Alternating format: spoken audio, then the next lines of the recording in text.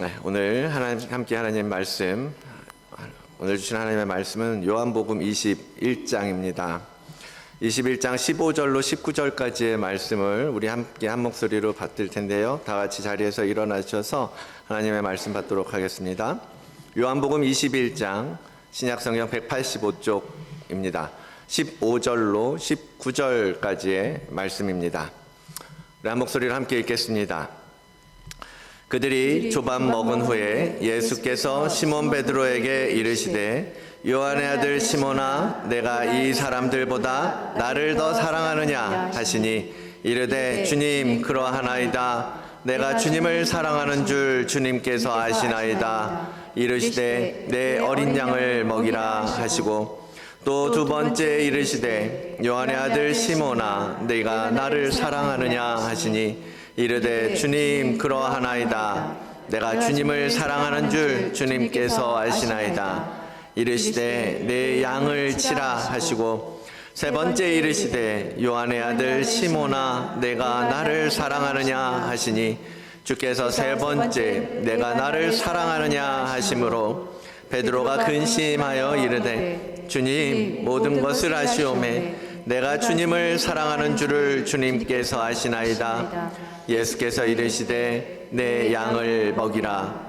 내가 진실로 진실로 너에게 이르노니 내가 젊어서는 스스로 띠뛰고 원하는 곳으로 다녔거니와 늙어서는 내 팔을 벌리리니 남이 내게 띠띠우고 원하지 아니하는 곳으로 데려가리라. 이 말씀을 하심은 베드로가 어떠한 죽음으로 하나님께 영광을 돌릴 것을 가리키심이로라. 이 말씀을 하시고 베드로에게 이르시되 나를 따르라 하시니 아멘. 하나님의 말씀입니다. 자리에 앉으시기 바랍니다. 잠깐 기도하겠습니다. 하나님 아버지 감사합니다. 오늘도 우리에게 말씀하여 주시고 예수 그리스도의 복음을 우리에게 허락하여 주시니 감사합니다. 그 복음 위에 다시 서기를 원합니다. 그 복음으로 말미암아 우리의 영혼이 회복되고 치유를 얻기를 원합니다. 주님 오셔서 우리의 상한 마음을 만지시고 우리 안에 예수 그리스도의 그 사랑을 회복하는 귀한 예배 되도록 은혜를 더하여 주시옵소서. 선포되는 말씀을 들을 때 내 영이 움직이게 하시고 내 마음이 주께 향하게 하시고 그 말씀이 우리 안에 온전히 뿌리내리도록 역사하여 주시옵소서. 감사하며 예수 그리스도의 이름으로 기도드리옵나이다. 아멘. 자, 우리 다 같이 잠시 인사 나누겠습니다. 서로 쳐다보시면서 샬롬, 이 무슨 뜻이라 그랬죠? 주님의 평안이 여러분과 함께 하시기를 원합니다. 평안이라는 얘기예요. 샬롬 하고 인사하도록 하겠습니다. 여러분 주위에 보시면 처음 뵙는 분도 있을 거예요. 오랜만에 뵙는 분도 계실 겁니다. 인사하시면서 샬롬, 주님의 평안이 여러분과 함께 하시기를 주의 이름으로 축원을 드립니다. 언제나 예배에 나오고 주일이 되어 주님 앞에 나올 때마다 우리 안에 많은 세상 살다 보면 힘들고 어려운 일들도 있을 수 있고 때로는 어둡고 우울하고 절망되는 그러한 일들도 있겠지만 이 예배 가운데 이 예배를 통하여서 하나님께서 회복시키는 은혜를 매주마다 여러분 경험하게 되시기를 축복합니다. 예수님께서는 참으로 부활하셨습니다. 실제로 죽으셨지만 다시 살아나셨고 제자들과 함께 만나시고 오늘 여러분 가운데 오늘 여러분을 만나주고 계시는 예수 그리스도이심을 이 시간 다시 한번 선포합니다. 주님께서 부활하신 이후에 한 40일 동안 주님은 계속해서 제자들과 만나시고 끝까지 마지막까지 하나님의 나라를 가르치시고 드러내시면서 말씀해 주시면서 그들과 함께 해 주셨습니다. 여러 번 그 제자들을 만난 중에 만난 기록들이 이 복음서 가운데 흩어져서 기록되어 있는데요. 그 중에 오늘 베드로와의 대화는 사도 요한이 기록한 이 요한복음의 가장 끝부분에 기록된 말씀이에요. 그래서 오늘은 베드로에 대해서 잠깐 베드로와 예수 그리스도께서 만나셨던 그 장면을 통해서 과연 오늘 우리와 만나셔서 무엇을 하기를 원하시는지 예수 그리스도께서 우리에게 어떻게 말씀하시는지 오늘 말씀을 통해서 듣기를 원합니다. 베드로는 여러분 어떤 인물입니까? 예수 그리스도께서 오셔서 공생애를 시작하신 후에 제일 먼저 하신 일이 뭐죠? 12제자를 세우는 거였어요. 12명의 제자를 택하여 부르시고 당신과 함께 사역에 다니도록 하셨습니다. 그래서 그 12명의 제자들을 주님은 계속 함께 계시면서 그들을 가르치시고 그들에게 많은 것들을 공유해 주셨는데 그 가운데 특별하게 더 자주 등장하는 제자들이 있었습니다. 4명의 제자들 누구였죠? 베드로, 안드레, 야고보, 요한. 이 4명의 제자들은 조금 더 많은 부분에서 주님과 함께 특별한 순간들을 같이 했던 제자들이에요. 그 중에서도 제일 수제자가 누구예요? 바로 오늘 등장하는 베드로라는 인물입니다.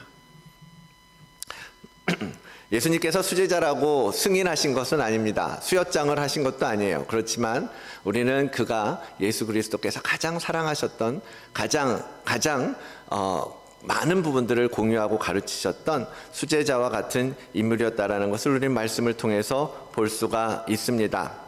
그 시몬 베드로는 어떤 사람이냐면 성격은 불같고 열정도 남달랐던 그런 사람이었어요.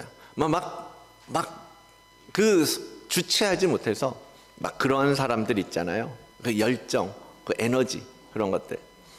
그래서 그런지 주님께서 베드로야 나를 따라와라 라고 부르셨을 때 그는 완전히 주님께 올인하면서 예수님을 따라 다녔죠.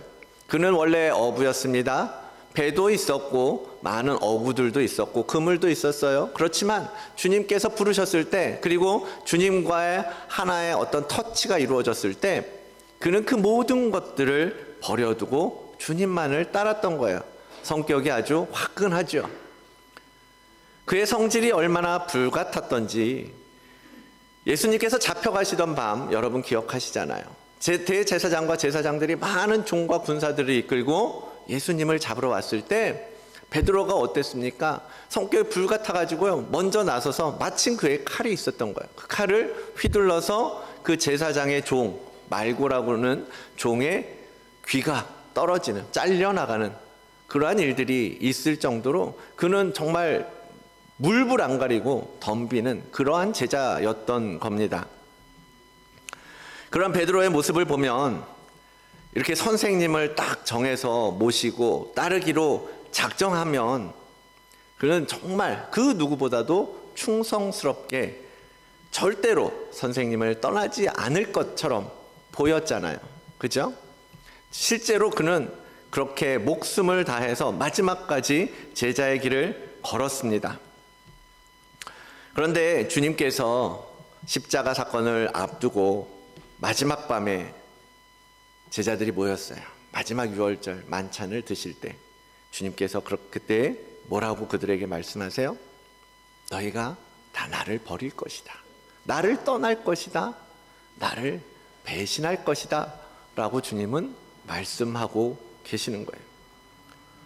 베드로가 볼 땐 이상한 거죠. 내가 3년 동안 그렇게 열심히 주님 따라다니면서 그냥 정말 주님의 가장 그냥 아끼는 제자로서 어떤 일이나 앞서서 나서서 내가 주님을 위해서 일했는데 지금 제자들을 향해서 너가 나를 버릴 것이다 라고 말씀하시는 게 이해가 안 되는 거예요. 그러니까 베드로가 뭐라 그래요? 아니 주님 다들 주님을 버릴지라도 나는 결코 주님을 버리지 않을 것입니다. 나는 결코 주님을 떠나지 않을 것입니다 라고 말하잖아요. 굉장히 단호하고 정말 충직해 보이죠. 그런데도 주님은 그에게 뭐라고 말씀하세요? 네가 이 밤에 나를 3번 부인할 것이다. 너가 나를 이 밤에 3번 나를 모른다 할 것이다. 인정하지 않을 것이다 라고 말씀하시는 거예요.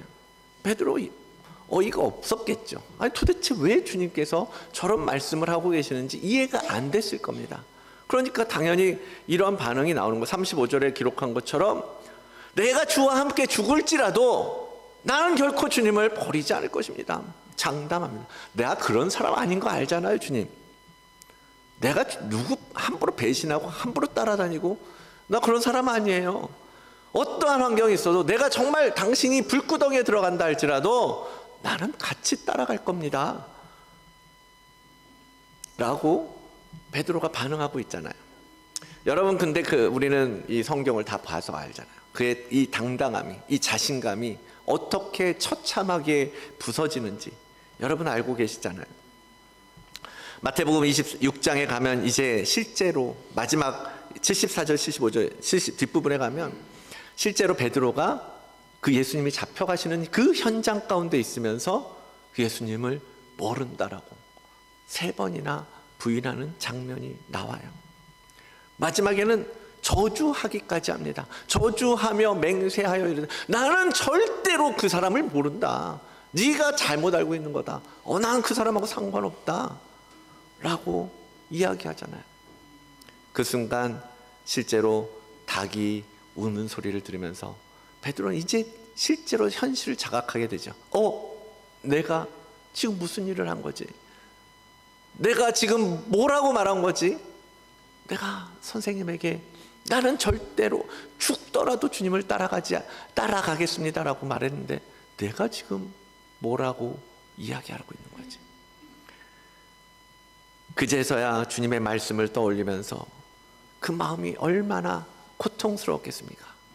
이게 내가 살아왔던 나의 삶이 아닌데 내가 왜 이런 짓을, 내가 왜 예수님을 부인하고 선생님을 저주하고 그랬을까? 정말 통곡이 나올 수밖에 없는 상황이었을 것입니다.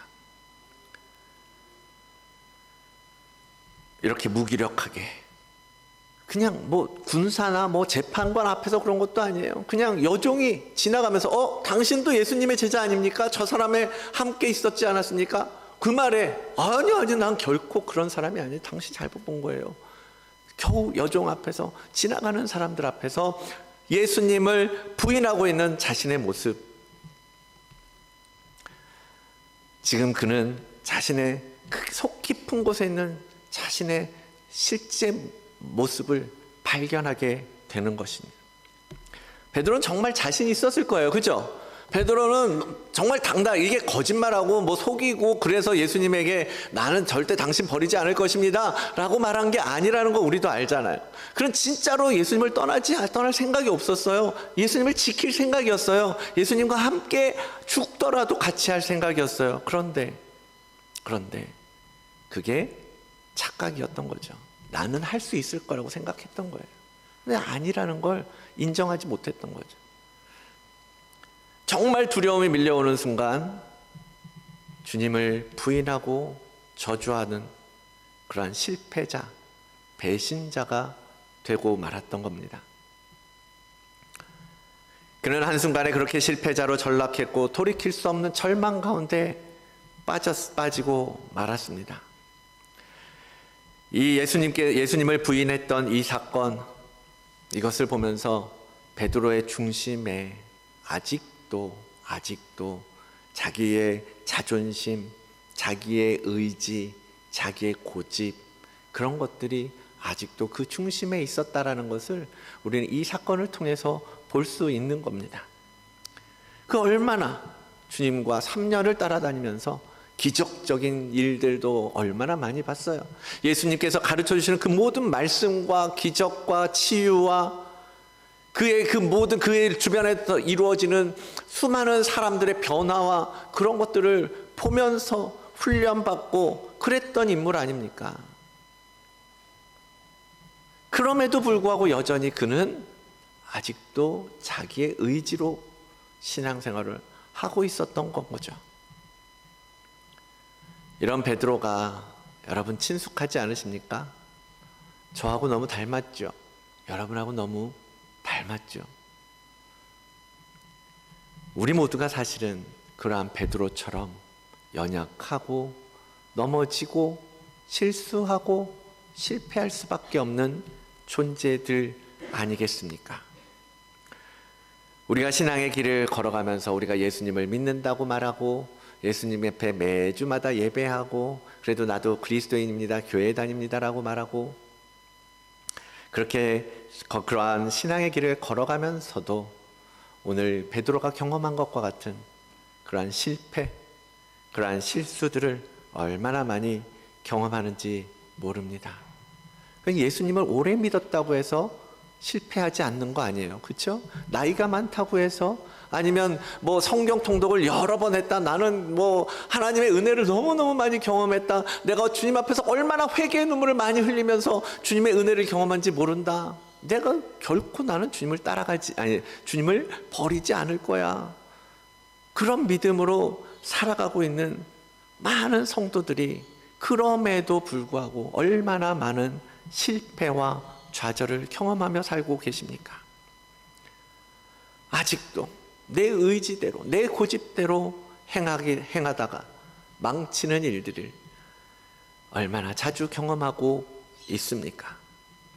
그것이 바로 완전하지 못한 이 땅에서 죄인의 옷을 입고 있는, 죄인으로 태어났던 우리들의 모습이고, 바로 오늘 우리에게 보여지는 베드로의 모습인 거죠. 이런 실패를 맞닥뜨리게 되면 사실 다들 숨고 싶어 할 거예요. 피하고 싶을 거예요. 드러나고 싶지 않을 거예요. 민망한 거죠. 내가 다시 그 사람을 어떻게 봐요? 내가 정말 어마어마한 실수를 했어. 그 사람을 어떻게 보겠습니까?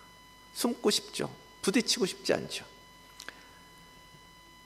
3번 주님을 부인했던 베드로, 그런 심정이었을 겁니다. 3년 동안 정말 열심히 죽을 힘을 다해서 따라다녔지만 그 한밤에 3번 주님을 부인했던 그것 때문에 베드로는 정말 완전히 자책감과 절망감과 그 실패감 속에 있었을 거라는 거죠.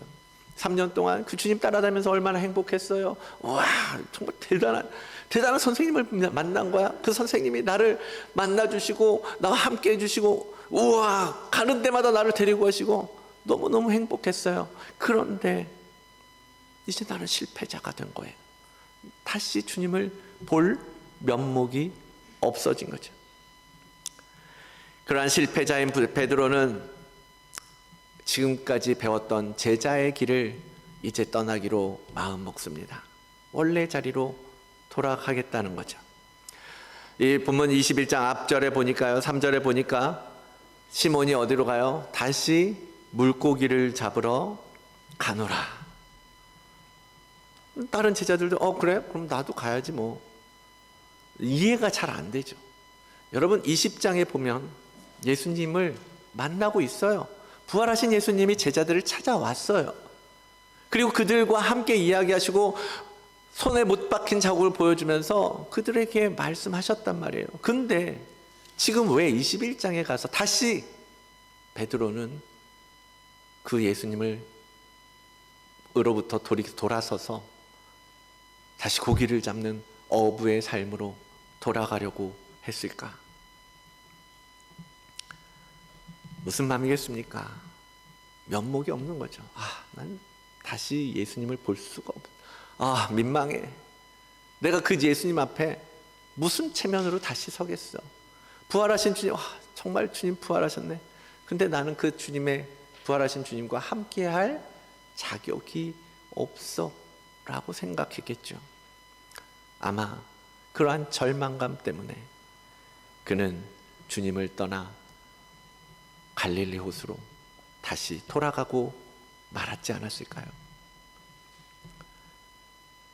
그런데 그렇게 좌절하고 절망한 그에게 부활하신 주님이 찾아오신 거예요.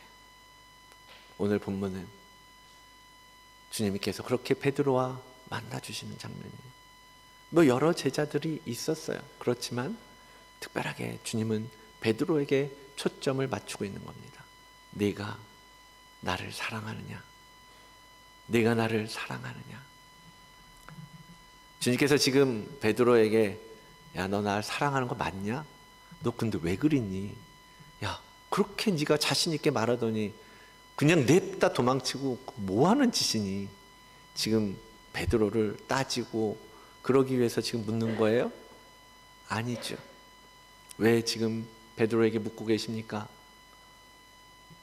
주님께서는 그 상한 마음을 아시는 거예요. 그 베드로의 절망하고 그 실패감 속에 무너져버린 그의 마음을 알고 그것을 회복해 주시기 위해서, 그 안에 여전히 나를 향한 사랑이 있다는 것을 주님은 아시기 때문에 그것을 다시 회복시켜 주시기 위해서 지금 그를 만나주고 계신다라는 겁니다.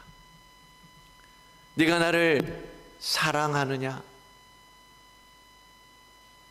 베드로가 그 질문을 들었을 때 어땠겠습니까? 여러분, 그 질문을 주님께서 만약 여러분에게 하신다면 어떻게 대답하시겠습니까? 베드로는 변명을 해보는 거예요. 주님, 민망하겠죠.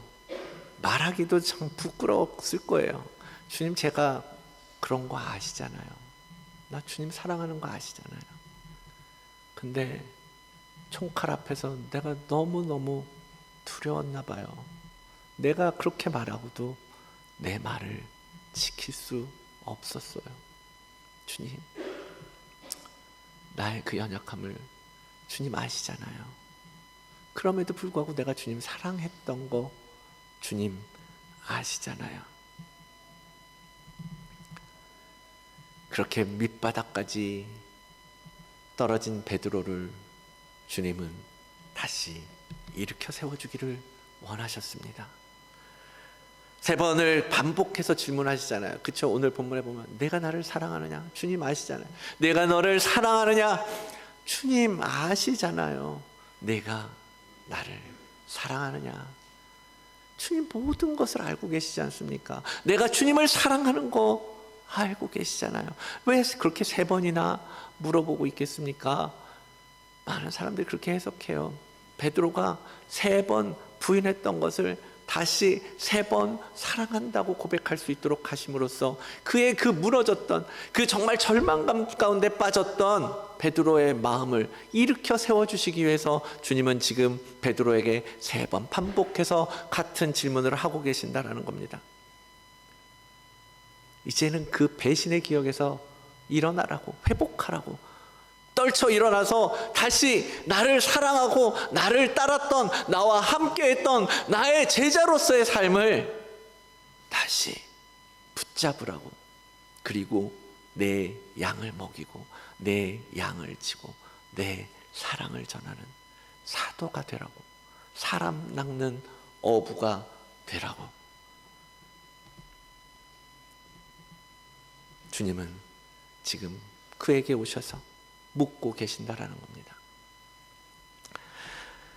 주님은 베드로의 잘못을 다시 꺼내지 않아요. 너 왜 그랬니? 왜 배신했니?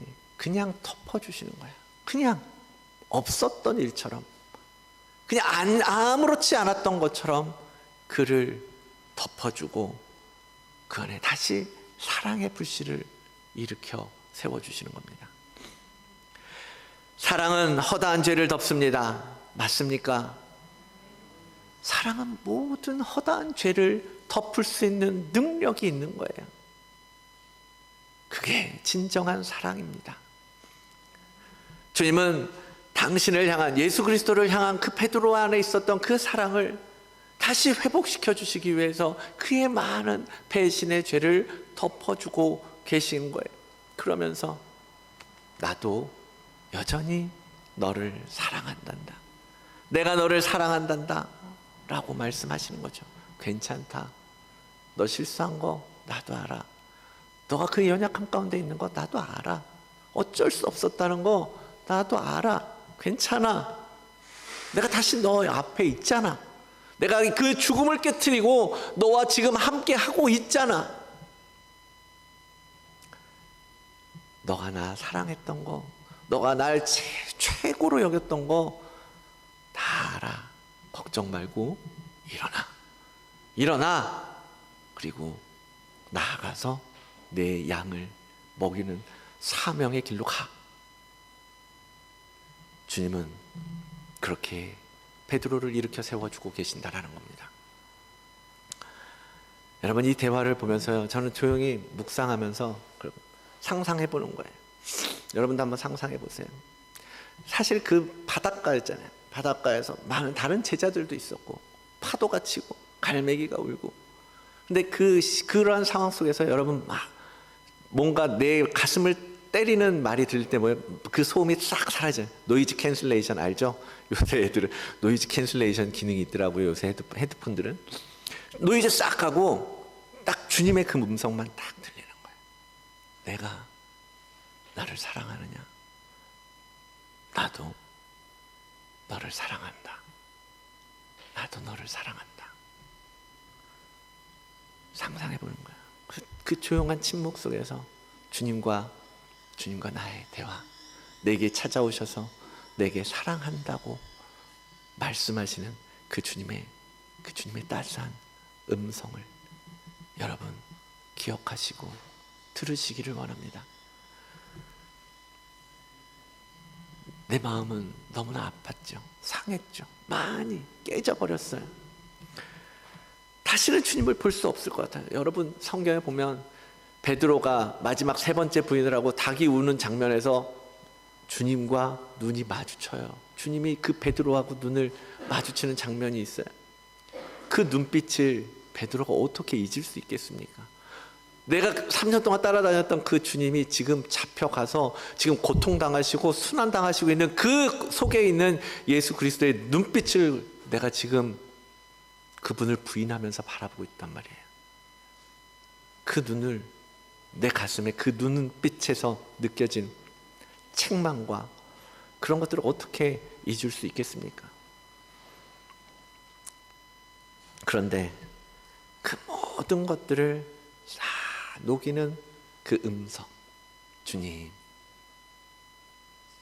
내가 주를 사랑하는 줄 주께서 아시지 않습니까? 그래, 내가 알아. 나도 너를 사랑한다. 사랑하는 성도 여러분, 매일매일 여러분의 삶 속에서요, 예수 그리스도의 그 사랑의 고백을 들려주시는 여러분들이 되시기를 원합니다. 부활의 주님께서 여러분들에게 오셔서 너희가 나를 잠시 버렸지만 그래도 나는 너희를 사랑한단다 라고 말씀하시는 그 부활의 주님의 음성을 들으시기를 원합니다. 그 주님의 그 무한한 사랑에 맞닿으면 내 마음에 어떠한 과거 속에서 어떠한 상처가 있고 어떠한 절망이 있고 어떠한 아픔이 있고 어떠한 고통과 상황이 있을지라도 그 모든 것들을 그 따스한 음성이 다 덮어주고 가려주고 치유시켜 주시는 것을 여러분들 믿으시기를 바랍니다. 그리고 그 주님을 만나시기를 원합니다. 그 주님의 사랑을 여러분 느끼시기를 원합니다. 그 사랑은 어떤 사랑입니까? 한글 성경에서도 그렇지만 영어 버전에서도 보면 특별한 그런 게 없어요. 사랑이라고 표현해요. 내가 나를 사랑하느냐? 내가 주님을 사랑하는 줄 주께서 아십니다. 영어로도 러브라고 그냥 다 표현되어 있어요. 그런데 성경 원어에는 뭐라고 되어 있는지 좀 다르게 표현되어 있습니다. 고대 그리스 철학에서는 사랑을 여러 가지로 이제 분류를 하고 있거든요. 그 중에 이제 핵심적으로 제가 주보에 적은 3가지를 적었는데, 에로스라는 단어를 쓸 때는 어떤 사랑을 이야기하냐면 육체적인 사랑을 이야기해요. 그렇죠? 그래서 남녀 간의 사랑의 관계, 애정의 관계, 에로틱이라는 말이 거기서 나왔죠. 에로틱 뭐 이런 말이 그리스어에서 나온 거예요. 또 다른 사랑의 종류는 뭐예요? 필리아라는 말이에요. 필리아는 친구들 간의 우정, 지적 사랑, 정신적 사랑 뭐 이런 개념이라고 생각할 수 있습니다. 남녀 간의 어떤 육체적인 사랑이 아닌 거죠. 그런 사랑을 필리아라고 말합니다. 그보다 조금 더 고차원적인 사랑을 이야기할 때 아가페라는 말을 씁니다. 아가페라는 말 아마 다 들어보셨을 거예요. 아가페는 어떤 사랑입니까? 뭐 우리가 이해하기 쉽게는 부모의 자식에 대한 사랑, 그렇죠? 그런데 성경에서는 그 부모의 자식에 대한 사랑이 사실은 뭘 얘기해요?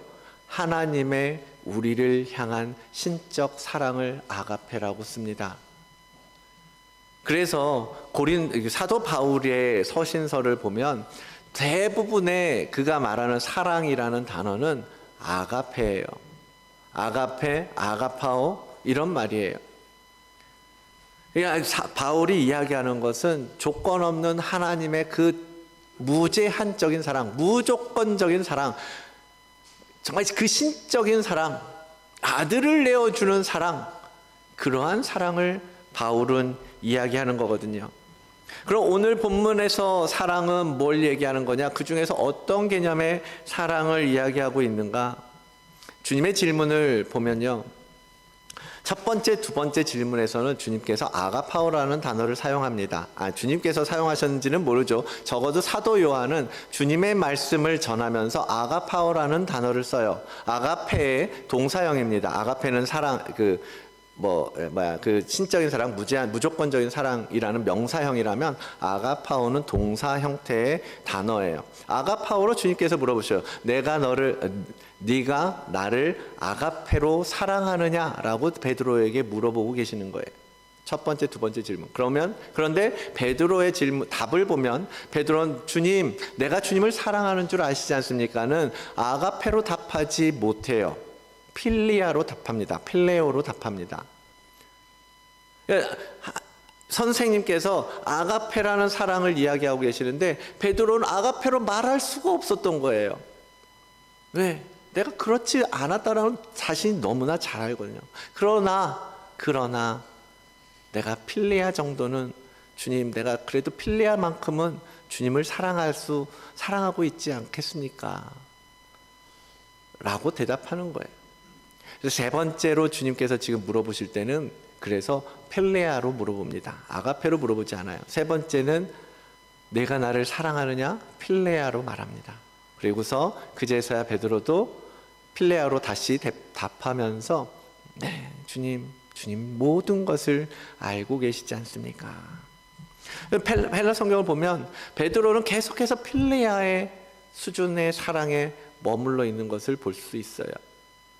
완전한 하나님의 신적 사랑에 아직 다가가지 못하고 있었던 거죠. 그러나 주님은 우리에게 뭘 원하시는 거예요? 아가페의 사랑을 원하시는 거예요. 네가 나를 아가페라 사랑하느냐? 네가 아가페의 사랑을 나에게 주겠느냐? 라고 물어보시는 거예요. 왜? 주님이 그러한 사랑을 우리에게 보여주셨잖아요. 복음은 하나님께서 우리에 대한 사랑을 아가페 사랑이라고 말합니다. 우리는 하나님을 떠났어요. 불순종했어요. 불신앙으로 하나님을 외면하고 거부하고 살고 있지만 주님은 그러한 우리의 모습을 알면서도 조건 없이 우리를 위하여 십자가에 올라서셨어요. 피 흘리시고 죽으셨던 겁니다. 대가 없이 우리의 죄를 사하시려고, 우리를 그 멸망 가운데서 건져주시기 위해서 죽으신 것을 성경은 이야기하고 있지 않습니까? 하나님이 세상을 이처럼 사랑하사 독생자를 주셨으니 이는 저를 믿는 자마다 멸망치 않고 영생을 얻게 하려 하심이라. 하나님께서 보여주신 사랑은 아가페의 그러한 사랑인 거예요. 우리가 하나님을 배신하고 떠나고 못 받고 그에게 고통을 주었다 할지라도 여전히 하나님은 우리를 사랑하신다라고 하는 것이 바로 아가페의 사랑이고, 주님은 그 사랑을 우리에게서 포기를 원하신다라는 거예요. 그런데 여러분 어떻습니까? 우리는 하나님처럼 사랑할 수 없는 존재들이에요. 그렇죠? 잘 가보면 부모로서 자식을 위해 죽어줄 수 있는 기회가 있을 수도 있겠죠. 그렇더라도 많은 사람들이 부모가 자식에 대한 사랑, 자식을 위해 대신 죽어줄 수 있는 사랑을 생각하지만 실제로 정말 현실적으로 그것을 실천할 수 있는 방법은 사실은 그다지 많지 않아요. 실제로 아가페의 사랑, 다른 사람을 위하여 죽는다, 그 사랑을 실제로 살아내기는 너무나 어렵다라는 겁니다. 이제 그 사랑을, 그 부모의 자식에 대한 사랑을 그 가시고기라는 생선이 아니라 물고기를 통해서 이렇게 책으로 소설로 만든 작품이 있어요. 오래전 얘기예요. 제가 한국을 떠나기 전. 혹시 아시는 분들 아실 거예요. 뭐 우리 이 목사님 같은 경우 출판계 계셨으니까 아실 것 같고, 한참 한국에서 베스트셀러였는데, 그 가시고기가 어떤 고기냐면 암컷이 알을 낳고 나면 떠난대요. 죽거나 떠난대요. 그러면 그 남은 알들을 부화시키기 위해서 수컷이 그 알을 보호하면서 부화될 때까지 계속 그 알을 지킨다라는 거죠. 그러다가 알들이 서서히 부화돼서 새끼들이 나오기 시작하면 그 수컷은 그냥 그 자리에서 죽고 만답니다. 그러면 그 새끼로 부화된 새끼 그 가시고기들이 그 아빠의 살을 뜯어먹으면서 어린 치어죠. 새끼의 때를 그 아빠의 살을 뜯어먹으면서 성장한다라는 거예요. 굉장히 독특한 습성을 가지고 있는 물고기죠. 그런데 이제 그 가시고기의 습성을 이제 모티브로 소설을 이제 누가 쓰신 거예요. 조창인이라는 작가가. 근데 그 내용은 뭐냐면, 드라마로도 이제 만들어주고 그랬는데, 아빠가 아들을 데리고 있는데, 아빠는 이혼했고 아들이 백혈병에 걸린 아들인 거예요. 그 백혈병 걸린 아들을 백방으로 아빠는 이제 고치고 싶은 거예요. 치료하고 싶은 거예요. 살리고 싶은 거예요. 그래서 백방으로 수고하고 뛰고 막 무리하고 여기저기 달리고, 그러다가 결국은 골수 기증자를 찾아서 아들을 살릴 수 있게 됐어요. 그런데 그 골수 이식을 위해서 이제 들어가야 되는데, 아빠가 건강검진을 하다 보니까 아빠가 이미 간암에 걸려 있다는 것을 발견하게 된 거예요. 아들한테 얘기할 수가 없잖아요. 아들이 이제 골수 이식 받으면 살아나는데. 그래서 아들을 엄마에게 다시 보내고 자신은 그냥 쓸쓸하게 죽어가는 이제 그런 내용을 담고 있는 드라마예요.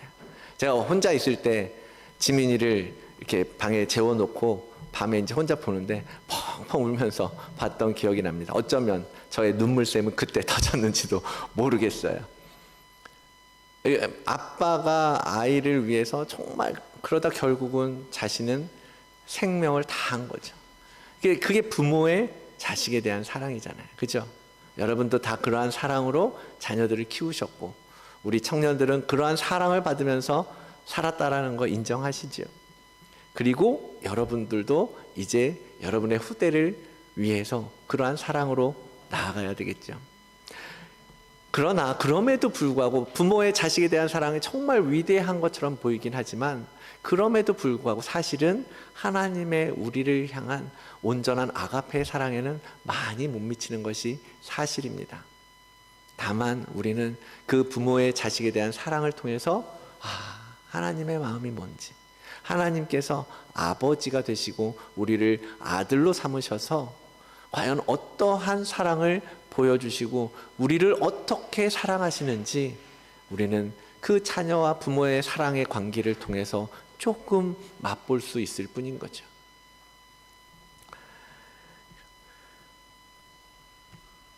주님께서 이와 같이 아가페의 사랑을 베드로에게 물으신 이유가 무엇이겠습니까? 내가 나를 아가페로 사랑하느냐? 내가 너희를 사랑한 것 같이 너희도 나를 사랑하고 너희 서로 사랑하라. 그렇게 말씀하신 주님의 마음을 알기를 원하신 거죠. 그리고 가서 행하라는 거예요. 내 양을 먹여라는 건 뭐예요? 내가 너희에게 준 그 사랑으로 내 사랑하는 영혼들을 살려라. 그들을 사랑해라. 그들에게 베풀어라. 그들에게 나의 생명을 전해주어라 라고 말씀하시는 거예요. 결국 베드로도 부활하신 그 주님을 만나서 주님이 회복시켜 주신 그 아가페 사랑을 깊이 경험하면서 그 순간에 얼마나 그가 정말 완전히 회복되어지는 거예요. 주님께서 그에게 사랑을 이야기하실 때 그 안에 마음속에 무너졌던 것들, 깨져버렸던 것들 다 회복되고 치유시켜서 다시 예수 그리스도를 향한 뜨거운 사랑으로 일어서게 하신 거예요. 그렇게 일으켜 세우신 그 사랑을 가지고 그도 나아가서 말씀하신 대로 예수 그리스도 하나님의 양떼를 먹이는 일들을 하면서 사도의 삶을 살아갔지 않았습니까? 그의 서신을 보면 주님의 가르침 그대로 또 후대의 지도자들에게 부탁하는 모습을 볼 수 있습니다. 베드로전서 5장에 있는 말씀인데요. 너희 중에 있는 하나님의 양 무리를 치되 억지로 하지 말고 하나님의 뜻을 따라 자원함으로 하며 더러운 이득을 위하여 하지 말고 기꺼이 하며 맡은 자들에게 주장하는 자세를 하지 말고 양 무리의 본이 되라. 자신이 예수 그리스도에게 그러한 사랑을 받았고 그 아가페의 사랑을 너무 깊이 크게 경험했기 때문에 그 사랑으로 주님의 백성들을, 정말 이스라엘 백성들을 향하여, 유대인들을 향하여서 복음으로 나아갔던 것이고, 그들에게 다시 지금 너희도 그러한 양무리의 본이 되어라 라고 가르치고 있다라는 거죠. 사랑하는 성도 여러분, 주님께서 여러분에게도 물으실 겁니다. 네가 나를 사랑하느냐? 네가 나를 정말 목숨을 내어주기까지 내가 너희를 사랑한 것처럼 너희가 나를 사랑하느냐? 그리고 가서 그 사랑, 너희도 그 사랑으로 내 양을 먹이고 그들의 본이 되어라. 여러분, 실패 가운데에서 일어서시기를 바랍니다. 아무리 오래 신앙생활을 했어도 우린 누구나 언제든지 실수할 수 있고 실패할 수 있고 무너질 수 있는 존재예요. 그 무너진 채로 왜 그냥 가만히 있어야겠습니까? 일어나야죠. 다시 예수 그리스도의 그 사랑을 붙들고 서야죠. 그 아픔과 고통과 상처 속에서 일어나야죠. 예수 그리스도의 사랑을 경험하고 그 부활하신 예수의 능력을 힘입어서 일어나고 사랑하셔야죠. 살아나셔야죠.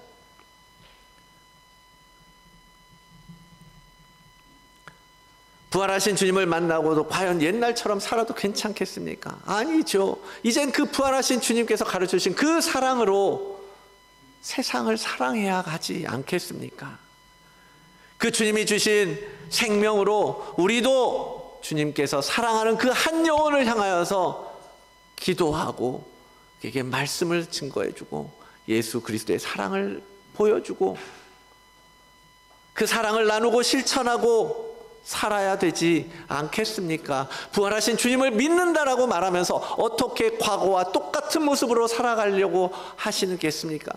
어떻게 옛날에 그냥 그 필레오의 사랑에 머물러서 내가 할 수 있는 만큼만 사랑하고 내가 이해할 수 있는 만큼만 사랑하고 내가 사랑하는 사람만 사랑하면서 살 수 있겠습니까? 부활하신 주님은 그러한 사랑을 뛰어넘어 아가페로 나아가고 계시는데 그 어떤 조건도 상관없이 주님은 그 사랑을 보여주고 계시고 그 사랑으로 덮어주고 계시고 그 사랑으로 우리를 일으켜 세워주고 계시는데 우리는 여전히 골라서 내 뜻에 맞고 내 의지에 맞고 내가 할 수 있는 만큼만 사랑하면서 살려고 해서는 되겠습니까? 여러분, 부활하신 주님을 만나십시오. 그리고 이전에 낙담하고 실망하고 절망하고 실패한 그러한 인생과도 같았던 우리들의 모습이지만 주님께서 회복시켜 주시는 그 사랑을 풍성하게 담아서 가서 사랑을 전하는 복음의 전달자로 살아가시기를 바랍니다. 주님의 그 음성을 들으려면요, 여러분 그 분주함 가운데서 좀 잠시 떠나 주십시오. 조용히. 그래서 묵상하고 큐티하고 뭐 여러 가지 방법으로 주님의 음성을 듣는 시간을 여러분 가지셔야 돼요. 그냥 막 내가 하고 싶은 말만 막 하나님 앞에 간구하고 주님 들어주십시오, 응답해 주십시오, 주님 나 이거 필요해, 나 이거 해주세요 라고 기도하는 시간도 중요하지만 그 기도에 응답하시는 하나님의 음성, 예수 그리스도께서 그래 내가 너를 사랑하니까 내가 이렇게 너와 함께 해줄게 라고 말씀하시는 그 음성을 듣기 위해서 잠잠히 조용히 침묵 가운데 시간을 가져보시라는 거예요. 그래야 들리죠. 그래야 들리죠. 일상에서 하루 종일 분주함 가운데서 살다가 언제 주님의 음성을 듣겠습니까? 언제 주님의 그 사랑을 느낄 수 있겠습니까? 주님과 조용한 중에 만나시고 나를 향한 사랑의 메시지를 들으십시오. 우리 안에 그 아가페의 사랑이 풍성하게 채워지는 걸 여러분 맛보시기를 원합니다. 그 사랑이 어떤 사랑인지, 그 사랑이 내가 지금 생각하고 있는 사랑, 우리가 이 시대 속에서 정말 수많은 사람들이 얼마나 많이 사랑을 이야기해요. 여기저기 다 하트 날리고, 그러한 사랑이 아니라 하나님께서 우리를 향하신 그 사랑, 우리를 위하여 아들마저도 내어주실 만큼 사랑하신 그 사랑을 여러분 채워가셔야 한다라는 겁니다. 경험하셔야 한다라는 거예요. 만나셔야 된다라는 거예요. 그리고 그 사랑으로 세상을 섬기는 우리 모두가 되기를 주의 이름으로 축원을 드립니다.